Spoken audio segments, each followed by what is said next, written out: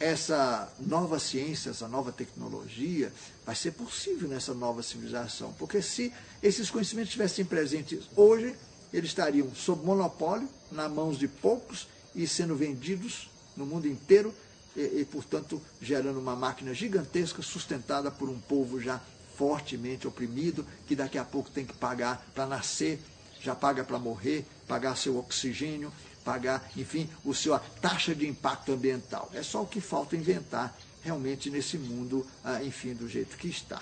Né? Bom, essas 16 povos do espaço terão como que representações, né, embaixadas, a continuidade natural. Assim são todos os planetas que já estão num certo nível de avanço e que, portanto, isso significa que a Terra interagirá no espaço com povos que têm um tipo de organização social muito semelhante. Há planetas em que apenas 2, 3 ou 4 dessas famílias cósmicas têm representação. Outros, quase a totalidade. Aqui na Terra, curiosamente, pelo que se sabe, através dessas comunicações com essas criaturas do espaço, teremos 16 nações, a representação das 16 grandes falanges, das 16 grandes famílias ou tribos de humanos nas quais o reino humano se organiza no espaço. Isso é uma notícia interessante, porque nos permite uma identidade maior, mais ampla. Poderemos estabelecer novas bases de relacionamento com os interplanetários, e não o que ocorre hoje, que governos, de uma maneira escusa, detonam discos voadores e outros tipos de aparelhos, procuram fazer uma engenharia reversa no sentido de se apropriar de tecnologia alienígenas para fins de controle bélico aqui na Terra, mantém a humanidade alienada sobre esse processo que ocorre cotidianamente no mundo inteiro, né? Desenvolve uma política extremamente cínica, para não dizer coisa pior, em relação a esses fenômenos, de tal maneira que hoje as pessoas comuns riem quando se falam dessa realidade, porque eles conseguiram transformar esse tema tão relevante, tão importante para a humanidade, como uma coisa para bobos, para loucos, para pessoas sem juízo. Ora, meu Deus, isso tem que acabar. Que autoridade tem hoje os nossos governos, com dinheiro público, de manter segredo sobre uma coisa dessas? Nós não somos visitados por outros povos. Eles convivem conosco. Nós é que estamos completamente alienados em relação à presença deles, não só aqui e agora, mas ao longo da nossa história, de uma história muito mais antiga do que aquela que está documentada nos nossos livros. Eles vivem conosco, nós vivemos com eles. Quando deixamos nossos corpos, através do fenômeno da morte do corpo físico, interagimos com essas criaturas todas. E ao longo do tempo foram chamados de muitos nomes: anjos, santos, divindades, enfim, princípios, tantos nomes diferentes em cada cultura, e eles continuam presentes na atualidade. Também de uma forma disfarçada, porque a nossa cultura não tem condições de encará-los direto. A nossa cultura evita isso, para que o poder constituído na Terra permaneça proprietário do planeta. Continue a exercer o poder que exerce, mantendo sempre no ar um tipo de economia e de organização social extremamente nefasta.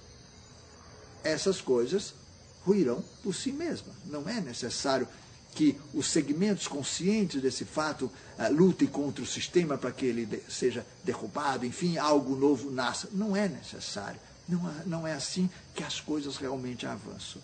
O sistema já construiu o seu antídoto. Ele é impraticável porque leis maiores regem tudo em busca sempre de uma harmonia, de uma perfeição que sempre se estabelece.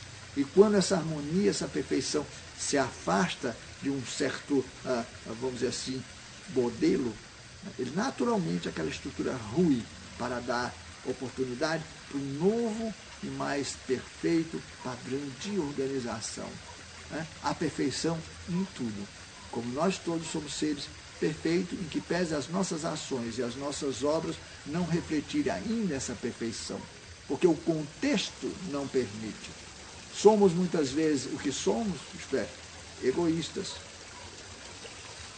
pessoas que pensam apenas em si mesmas, pessoas que desprezam o coletivo, a comunidade. Somos violentos e agressivos, desrespeitosos, enfim, carregamos essas mazelas, somos muito violentos, somos depredadores. Tudo isso não porque somos assim, não. Nós agimos assim porque o contexto, de alguma forma, nos leva a agir dessa forma.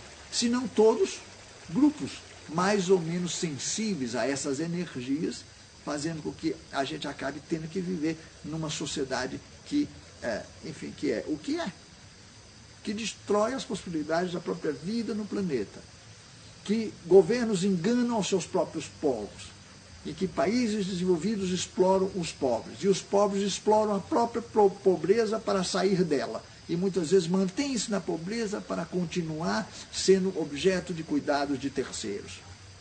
Essa situação toda é uma situação que passará por ela mesma. A humanidade que vem aí também já está pronta. Ela apenas não tem espaço vibratório, energético para se manifestar, mas se manifestará em breve. Em muito pouco tempo, naturalmente, isso ocorrerá. A agenda aquariana é uma diretriz que pode ser entendida por qualquer pessoa. Ela não tem uma conotação mística, nem exatamente profética, no sentido, enfim, catastrófico. Nada disso. São orientações muito simples e que podem ser encontradas, inclusive, em outras tradições, aos pedaços, mas encontradas em outras tradições, em outros documentos, em reflexões de pensadores, de escritores, de pessoas preocupadas com o destino da humanidade.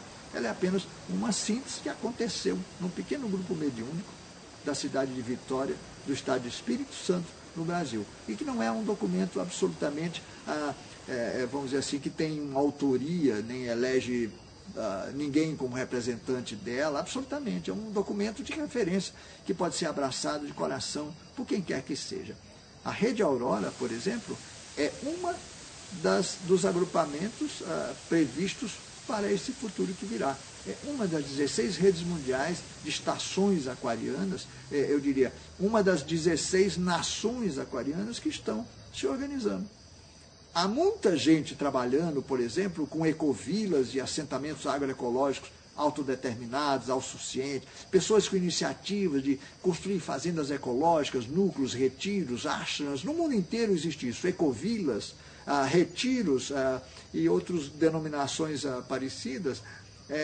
Não perceberam ainda que eles, na verdade, estão transformando a sua ansiedade, a sua percepção, numa rede de assentamentos que apenas ainda não se reconheceram como parte de alguma coisa maior. A Rede Aurora se percebeu e aderiu, vamos dizer, subscreveu a agenda aquariana como um documento para sua própria referência. E, portanto, outros grupos e outras pessoas poderão adotá-las e, dessa forma, agilizar procedimentos e captação de recursos, desenvolvimento de tecnologia adequada para esse tipo de coisa e tocar em frente, enquanto o sistema lentamente ruirá por força de suas próprias loucuras.